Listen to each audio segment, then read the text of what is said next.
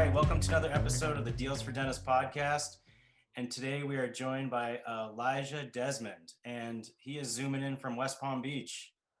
Yes. And so Elijah, the second episode of my podcast, I interviewed Dr. Howard Farran, and I told him that I thought he was the James Brown of dentistry because he was the hardest working, busiest guy in dental show business. But I think you may give him a run for his money because you are a busy dude. You're a dad, a husband, a serial entrepreneur. You have kids. You work with charities. You're a motivational speaker, a DJ, an MC, a hygienist. I mean, how do you juggle all of these things? I have amazing teams. My teams juggle those things, right? So I have amazing teams that have amazing cultures within them, and I'm just a visionary. So I have an idea, and I tap the right person on the team. That's the team leader, and they go and they carry out that idea. And so it's really them. It's not me. So how do you go about, what's your process of finding these great teams and finding the great staff? Crazy you asked that. I about 5 years ago, I seen in our industry on social media, I actually seen a lot of negativity. And as a motivational speaker, I run from negativity, opposite way, beeline. And I wanted to create a group that was extremely positive. It was all about empowering and coming together, not eating your own. In dentistry, I think that I see so often people are, dental professionals are eating their own. It's stressful. I wanted to create an environment, a group that was all about empowerment and opportunities and support. So I created a group called Trapped in an Op, kind of like trapped in an operatory, because that's how I felt as a dental professional. I wanted out of the clinical operatory. And so I created this group, and I wanted to kind of intertwine my motivational speaking that I've done for kids, for so many years into a dental group. But I wanted to expose the way that I felt. I felt that I love my industry, I love my profession, but I wanted to expose that there's so many other opportunities that you can have outside of clinical. There's nothing wrong with clinical. In fact, if we didn't have clinical professionals, what would we do? We wouldn't even have an industry. But there's so many other opportunities that our industry allows for. So I started talking about it, and it turns out that I wasn't the only one that felt trapped with 3 walls around me in that dental practice. There's so many other people. So now today, I started that group with about a couple hundred people. Now we have almost 18,000 members, and 16,500 were active in the past 28 days. So it's very busy. So whenever I want to go out and hire team members, I go straight to that page. And everybody on that page, I've spent so much time cultivating this amazing, group. It's easy for me to go and hire. So, one of my biggest businesses, I now have 30 team members, and pretty much all of them came from there, for the most part. So you've created your own farm system of recruiting from your own Facebook page. Was the Trapped in the, was that one of your first endeavors, one of your first things outside of hygiene, other than you said you were doing some motivational speaking with kids? No, I would say, the Facebook group it's always been more of a give, right? So it's not really an endeavor, but it was one of the, look, I created it in 2016, 2015. So it was one of the things that I did first. I've created 18 businesses since I graduated from Ohio State University as a hygienist in 2009. So I've done a ton of things. I would say that's one of the things I would call towards the beginning before I really skyrocketed in my career. So so your journey started, you went to Ohio State for hygiene. Did you go to undergrad there as well? Yes. So, yep, I did. I went to Stark State College actually for 2 years. So I tested out of college. I tested out of high school at 15 years old. And I went to Stark State for 2 years, went to college there, and then I went 4 years at Ohio State University. So I went 6 years total, and then I graduated with a bachelor's in science and hygiene, and then I moved to Hawaii. and started my first business. 2 months after practicing, I'm like, how in the world am I making $400 in a day, and I just made the dentist like 2,500 or $3,000? And yes, I'm a high producing hygienist, but I'm like, it doesn't register with me. I have entrepreneur spirit, and it didn't match up. So I'm like, I need to start my first business, and I did it immediately. Like literally a couple of months after I started practicing, I started my first business. Now, why did you? What got you into hygiene? What made you think about going to hygiene school? How did you get involved with dentistry? Well, my aunt's a hygienist. My uncle is a dentist. My mom is an office manager, all different offices. I was raised on a big farm doing labor, hot work, and I knew that I did not want to be shoveling crap for the rest of my life and baling head. I knew I wanted to work in air conditioning. And it didn't make sense for me to go to dental school because I knew long term I didn't want to practice clinically. But I knew that it takes money to make money. And I knew that starting off, at $40 an hour plus as a hygienist made more sense to me than essentially going to school for however much longer it took to be a dentist. But I knew I wasn't going to stay practicing clinically. I also knew that I had the ability with an education to do the exact same thing that a dentist could do, essentially, outside of clinical. And I knew that. I took it and I ran with it. So you did 4 years of undergrad, then 2 years of hygiene, and then you were like shot out of a cannon, and you moved to Hawaii, and you started practice. Is that where you're originally from, and where your family is involved with dentistry, or?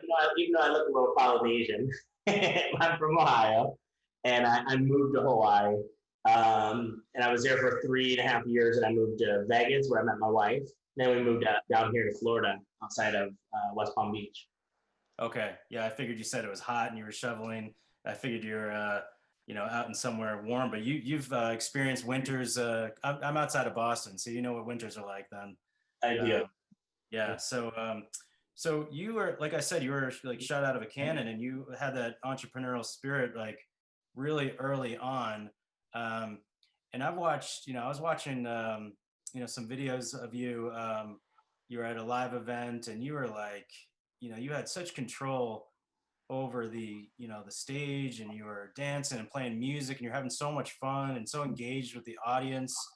You were talking about how, the trip was about memories, and you got everyone involved, and dentists, hygienists. I heard you say hygienist, which is a great term there. Anyone in a dental office, the assistant, spouses, front office, you're getting everyone involved, and you're telling stories, and it looked so unscripted, and you just looked so comfortable.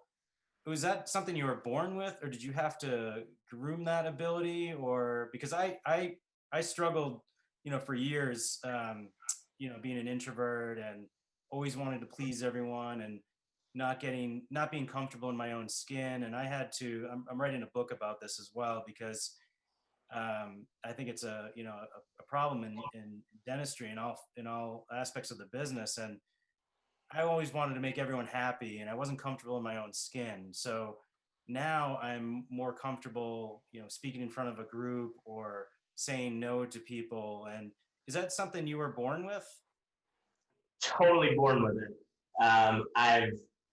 I am definitely a people pleaser, though. No question about that. I do not. I do not like when people don't like me. I will never fake it, though, for anybody. Mm-hmm. I'm me, and I never go outside of me to please somebody. If it's not within who I am, I won't do it. But it's hurtful, right? Whenever somebody doesn't like me, especially for a reason that's maybe not even true, right? Or maybe misunderstood. I color outside the lines a lot. Mm-hmm. I make my own rules, which is why I probably am an entrepreneur. I don't follow rules too well, but I always respect people, right? I always do the right thing. I always give back. But as far as being a people pleaser, that's me all day, but I'm not introverted. I love the stage. I do not do scripted talks at all. You will never see me put up like a PowerPoint that has these a whole bunch of writing on the PowerPoint. I put up a picture and I story talk. I engage with the audience. I don't believe in lectures either, right? I want to talk with people. I want it to be, you and I and me and the audience talking. I also believe in energy, right? Setting the stage before I get on stage. I want walk-on music. I want you out of your seats. I want to have a good time, and I want the audience to have a good time too. And so, no, I was built to the stage for sure. Now, did you start motivational speaking? Did you just kind of just get involved with that? Did you train for it? Were you, not as good as you are now at it? Tell me about that process. Yeah, I think everybody, there's always levels to anybody in the speaking world or anything you do, right? So you always improve, you always get better. And I'll say with me, as time goes on, you develop more stories, right? Because for me, all speaking is a storytelling, right? An enhanced storytelling, and getting being able to paint a picture in somebody's head so they can actually feel what you feel, to give somebody goosebumps, to make somebody cry intentionally, to make somebody laugh intentionally, to motivate somebody intentionally. And so that's a craft, but it's all through storytelling. And was I really good at it first? I would say yes. I know how to connect with people, but did I take classes to get better? Absolutely. I was, and I'm still far from the best. I still have so much to learn, but all it is engaging with people and communicating with people and having interesting topics, interesting things, and talking about things most people won't talk about. And I got involved with it at 15. So at 15, I tested into college, and I was asked to speak at my local, high schools, middle schools, and I loved it. Like, I was total natural. I loved it. And then I became addicted, right? I became addicted to it. I became addicted to the crowd.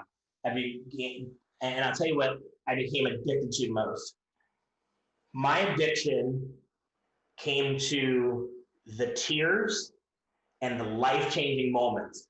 Whenever I get off stage, every single time, there's never been a time it hasn't happened. Every time when I get off stage, I have a line of people, because I ask for, listen, if you want to talk to me afterwards, I'd love to talk to you. I'll be able to go behind the stage or right here in the corner, come talk to me. I will have a line of people, and I will have the biggest hugs you ever got, right? Those hugs that where the kids, they squeeze you and they don't let go. And the reason why they don't let go is because you just saved their life, or you changed their life, and they're crying. They're crying, and there's no better feeling than to know that you actually changed somebody's life. I became addicted to changing people's lives and to saving people's lives through my own vulnerable stories, personal stories. And I only look to change one person's life or to affect one person's life when I get on stage. And it feels so good to be able to do that. So what I've done is I've taken that as I go and I travel the world speaking to high schools. And I said, look, how do I make a bigger impact? So now the season that I transitioned to before coronavirus is now I'm doing motivational concerts. And that's where I bring 5 to 10 high schools and put them all into like a football field or arena. And they're all there. And now I'm bringing 2 motivational speakers with me, depending on what the school districts want. And I'm playing music at the very beginning as a DJ to get everybody pumped up for 10, 15 minutes. And each speaker's coming up for 30 minutes at a time. I'm the last speaker. And then we actually give out a car for a kid that tests into college at 15, 16 years old, kind of like I did. Wow. And so we give a car out as well. So it's been an awesome journey. My biggest sponsors are Nike, Sam's Club, Dick's Sporting Goods. I mean, we're doing some big things, and we're changing lives. And it's good to be representing our industry as a dental professional and doing all these things. Now, so after these events, and you have all these amazing people coming up to you with stories, do you find that re-energizing for you, or is it kind of like after these shows, are you drained after a show or a conference? or do you get re-energized from all these hugs and? No, I'm drained only whenever I go to the room and I'm by myself. Yeah. But I'm not drained at all, like after or during. When I'm in the moment, I'm like on 10. I'm on a 10 and I love it. I love everything about it. I'm only drained because there's so much energy that it takes to put that out through a microphone to the audience. And when you go and you share someone's emotions so deep, when you are hugging them so strong and they don't let go, there's so much body energy that goes into that. And then you go to the next person and a similar thing happens. It takes so much from you, and it's a good thing. It's an amazing feeling.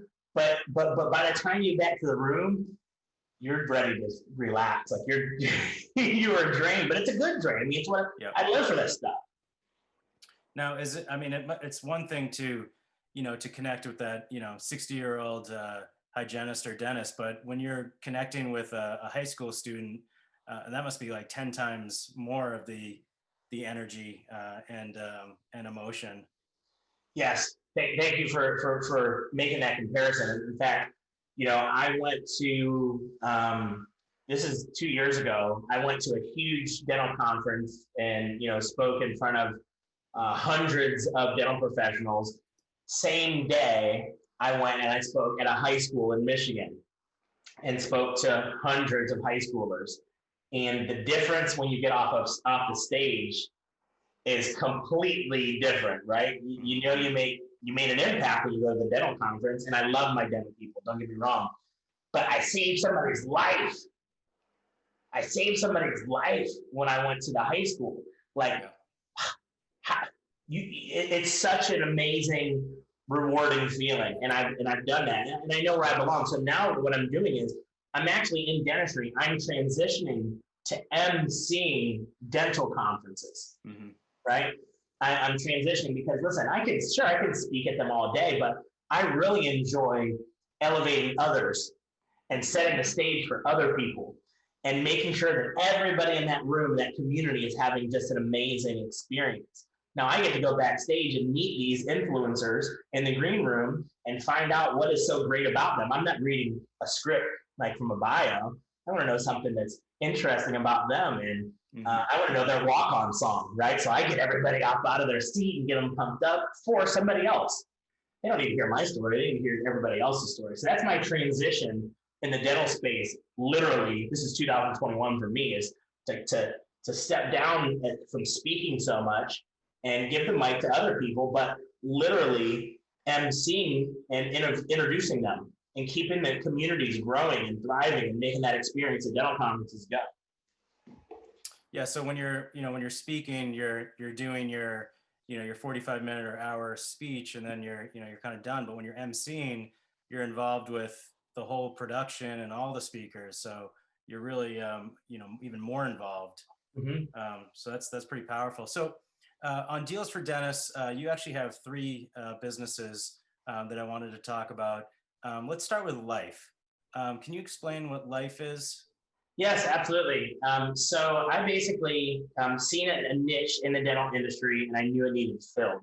CBD is everywhere, and you don't know if you're getting it from somebody's backyard or kitchen, or you're getting it from a legit place. There's also nobody in dentistry there's no house brand for CBD, and dentistry hasn't taken it in yet. And I said, okay, well, I draw outside the lines often. I want to be that first company, right? So we went in and did it. So I'm partners with a world-renowned orthodontist who's helped me create this, and we have a factory outside of Chicago. The factory is a FDA audited factory. Very important, because most CBD is not FDA regulated. We treat it as if it is. So it gets tested before it comes in. It gets tested in our own labs, and then it gets tested in third-party testing as well with a certificate of analysis, which is very important. But we have tinctures to help with sleep. We have sprays that helps with anxiety and sleep and inflammation. And then we also have dry mouth spray as well that doesn't have CBD in it. And we're going to be coming out with more products as time goes on. But essentially what happens is, as patients are getting it other places, why not get it from you, right? Why not get it from you? It's going in your mouth, it's oral. Why not get it from you? And so a lot of patients come in with dental anxiety. This helps tremendously with dental anxiety. This also has zinc in it as well. We increase the zinc by 2.5 times because that's helping with your immunity. And everybody's about boosting their immunity now. And it's just an amazing product. The tincture helps you sleep. A lot of people suffer from insomnia and stress and staying up late, and this allows you to have like the best sleep that you could ever have. And it's just amazing to be first to market for CBD in our own industry. And look, CBD is not for everyone. For the people that it's not for, we have our dry mouth spray, and that has xylitol in it, and zinc, and essential oils. And it's been amazing for the patients that are suffering from dry mouth.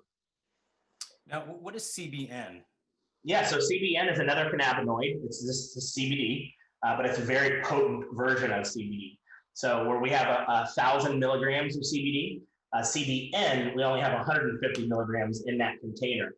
It's very strong, helps you to relax. This gives your body, the relaxed feeling. And there's no psychoactive type of ingredient. So there's no THC, right? So you're not gonna, have to worry about that. And it just gives your body the ability to just completely relax. And, I personally got up 3-4 times during the night, every night. You don't get up during the night. Now, I don't have to get up during the night. I don't have to get up until 7, typically. I'm usually up by about 6 o'clock and feel so rested, I don't need to go back to sleep. Yeah, I get up like twice a night, but that's because I have to pee. But it's just me getting older. So a dentist could actually give this to their patients chairside. How long does it take to affect Yes. and make a patient less anxious? We'll say 20 to 30 minutes. This for the spray is the typical time to make the patients less anxious. That's what we recommend for the people that are using it for dental anxiety in their practice. Patients can get it before they come, or patients can take it then, just when they're waiting. But 20, 30 minutes, and it works very well. It's very effective. So could I say 2 sprays for me, 2 sprays for you to the patient so everyone's relaxed? Yeah, I'd probably use more like 3 to 5, but yes. That's awesome. So, okay, so that is really cool. And I think, first of all, obviously anxiety for patients is a huge issue, but dry mouth as well. Dry mouth is a major issue for patients that are on medications or they're elderly, or we see people go quickly from having no issues to rampant caries because of dry mouth. It's such an issue. So I think that is a really important product. You also have driven dental marketing on dealsfordentists.com and a new virtual patient advocate campaign. Can you explain what that's all about? Yes, absolutely. So essentially, we're a marketing company, and we have a niche, and it's for dental offices that focus or want more implant patients. These are dental offices that place and restore the implants. And our marketing company is so different because we actually do a 1-hour consultation with the patient prior to getting them scheduled to you. So we don't actually send you leads, we actually send you patients and we do the financing as well. So we actually will finance the patient, and most patients do not, they're not able to get financed because their credit doesn't fit. But that means you don't have to waste the time, right? So you got 90% of your patients that you're marketing to for implants that are essentially not able to get the credit. They don't have the money. But those are the patients that are typically taking up your time and wasting your time. And so what we've done is we've actually been able to, hire about 15 high-level treatment coordinators to pre-screen them, to educate them, to build a relationship. And then we work with about 5 finance companies to get them pre-qualified for $20,000, $30,000, $40,000, $60,000 treatments ahead of time. So we basically drive them to the 2-yard line. You just got to close them. We do not diagnose. The office diagnoses them, but we talk about the options. We have extremely high level treatment coordinators who basically go over everything with the patient, different options that are potential options. There's no diagnosis. And by the time that we schedule them in the chair for the office, they're pretty much ready to go. And so we're able to get 2 to 4 patients per month for the practices. And it's been absolutely amazing to be offering this program. So they offices kind of look at us as an additional team member, not so much a marketing company, but it's like all in one, if that makes sense.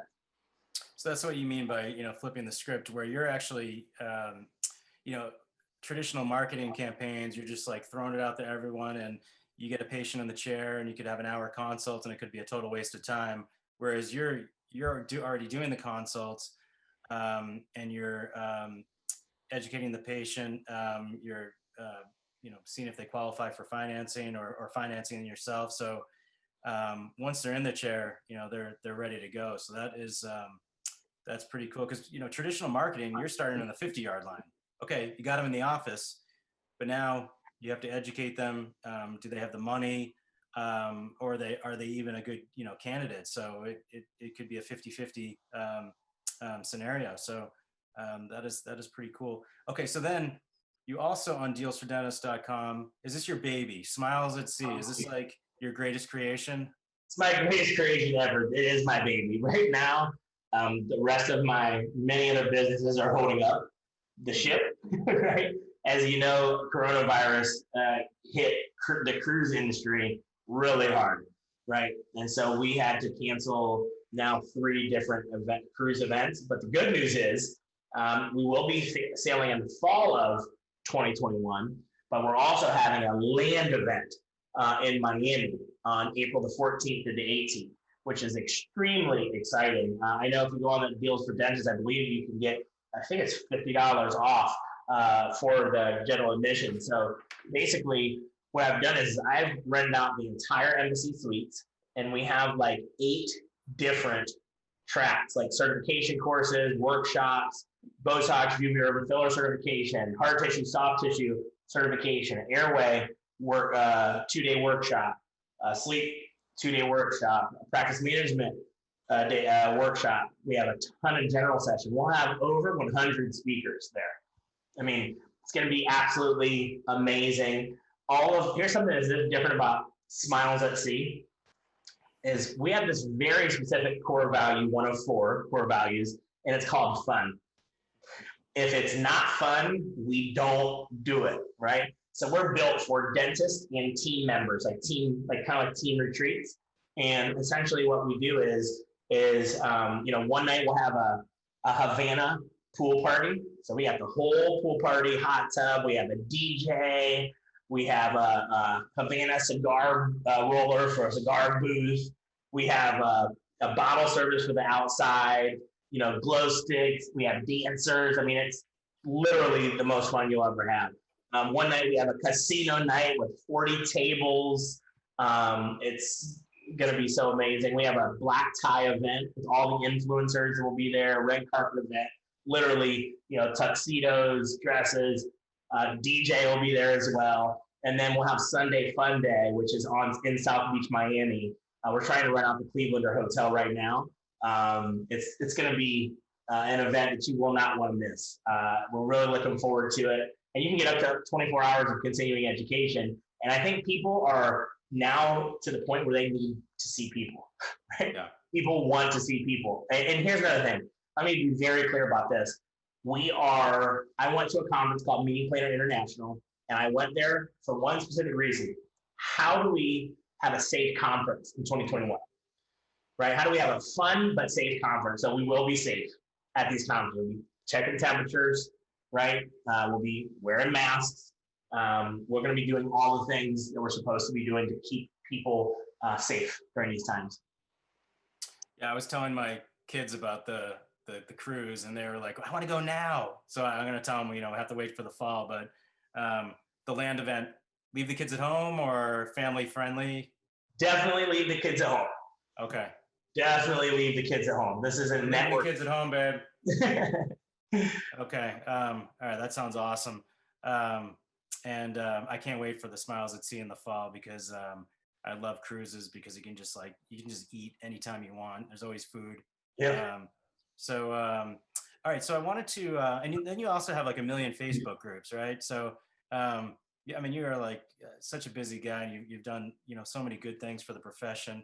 I wanted to get back to Trapped in the Op, um, because, and I wanted to, talk about mental health and burnout in the dental profession, which is a big focus of mine.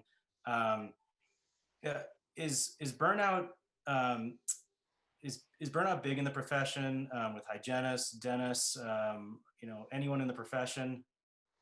Yes, burnout is extremely big, and a lot of people are afraid to talk about it. And I have exposed that with my Facebook group called Trapped in an Op.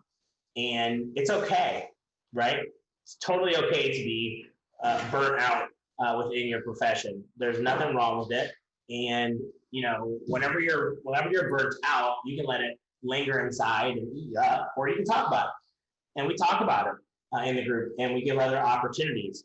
I personally never let myself get burnt out. As soon as I've seen that I was not enjoying every day going to work clinically, I created opportunity and pursued it. I think that's so important to have, other things going on and distractions. Personally, for my mental health, I went and I got a therapist. I was suffering from burnout. I was suffering from anxiety. I was nervous all the time. I was afraid of getting sued. I thought about, leaving the profession, and I ended up, looking myself in the mirror, and I said, I got to do something. So I started to go to see a therapist. That, and with a combination of some medications and soul searching and changes at work. It took years, but now I'm back to the point where I enjoy going to work every day. But I also have a website, a podcast, and I'm working on a book. So I have a lot of distractions to distract me from the stresses of the profession. And like you mentioned, I think having other avenues and other interests is really important, because if all I was doing was office, office, office, office, I would probably still be suffering from burnout right now. Um, Now, hygiene is, I mean, I think hygiene is an amazing profession, because, you make good money. There's really not that much, here in Massachusetts, they can't really own their own business. I'm not sure about other states, but so there's less liability. But I think there's still, like you said, for hygienists, there could be a lot of burnout as well, because, they're doing a lot of the same procedures over and over. And with me personally, as a dentist, I can get up for my patient, get them numb, walk away, maybe go back to my office. Whereas a hygienist is, they're in there with that patient for 60 minutes. And, you know, they have to be on, and that can be really draining. And then you factor in the wrist and hand and, neck issues. I mean, there could really be a place for burnout. Yeah, absolutely. I mean, imagine doing the same exact thing 8 times a day, 4 or 5 days a week. That's rough. I mean, I realized that so quick. I'm like, there's no way I can sit here with this wall in front of me, 2 walls behind me, and this computer desk right behind me every single day and do the exact same thing. You couldn't pay me enough. And I needed to do something different, and I did it.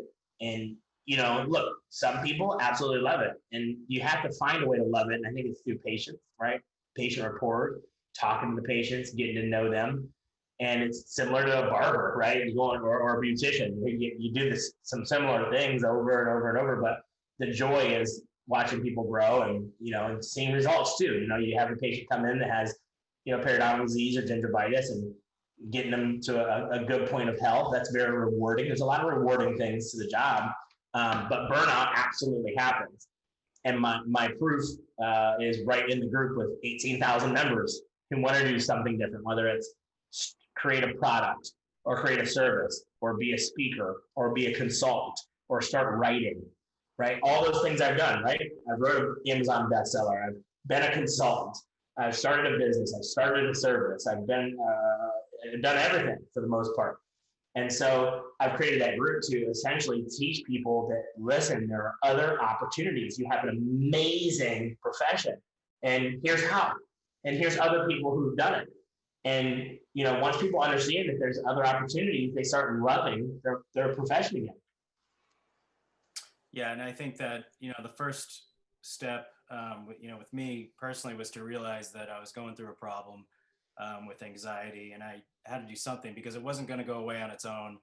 And I just said, "There's no way I can do this for the next 30 years." So I think that's an important lesson out there for especially young people in the profession to if you're getting burnt out, maybe it's time to add some other interests and maybe cut down your hours and start doing other things. So before we wrap up, I just want to finish with, you may have just touched on it right there, but if I was a graduating, a new hygienist or new dentist coming out in 2021, what would your advice be to them? Absolutely. My advice would be to go into the profession, start practicing clinically, and open your eyes to the entire industry and know that you have so many options. Know that your degree will get you so many opportunities. You can decide if you want to be a speaker, be a writer, be a consultant, start your own business that's not necessarily a practice. You can start a business, you can start a product, you can go into public health. You can do everything that you can even imagine. Don't let anybody stop you from exploring what you can use with your degree. That's what I would recommend. That's great advice. So again, Elijah, thanks so much for joining us. This is Elijah Desmond. If you go to dealsfordentist.com, you can find his promo offers for Lyfee, for Driven Dental Marketing, and for Smiles at Sea, which will be I guess the land event, and then in the fall we'll go back to the cruise. So thanks so much for joining us. That was a lot of fun. Let's be in touch. Absolutely. Thank you. Thanks, Elijah. Take care.